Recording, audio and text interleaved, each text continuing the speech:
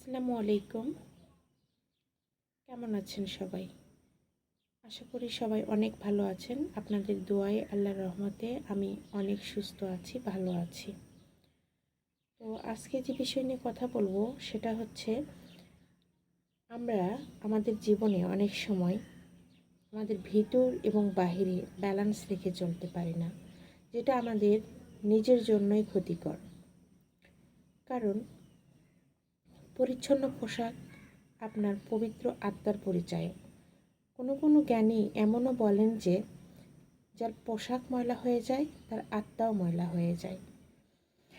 অনেক মানুষ আছে যাদের সৌন্দর্যর প্রতি কোনো যত্ন নেই, কাজকর্ম অগোছালো, বাড়িঘর এলোমেলো। অথচ আমাদের দুনিয়া সুনির্দিষ্ট নিয়ম অনুসারে চলে। সেখানে একটুও অনিয়ম দেখতে পাবেন না। সেখানে আমরা কিভাবে নিজের প্রতি অনিয়ম করে ভালো কিছু আশা করতে পারি? সো আমরা যদি ভালো কিছু করতে চাই তাহলে আমাদের ভিতর বাহির উভয় দিকেই সমান গুরুত্ব দিতে হবে। আমরা আত্মাকে যেমন পরিশুদ্ধ করব, তেমনি আমাদের বাহ্যিক সৌন্দর্য যেমন পোশাক, আচরণ, কথাবার্তা সব কিছুকেই সুন্দর থেকে সুন্দরতর করার চেষ্টা করব ইনশাল্লাহ।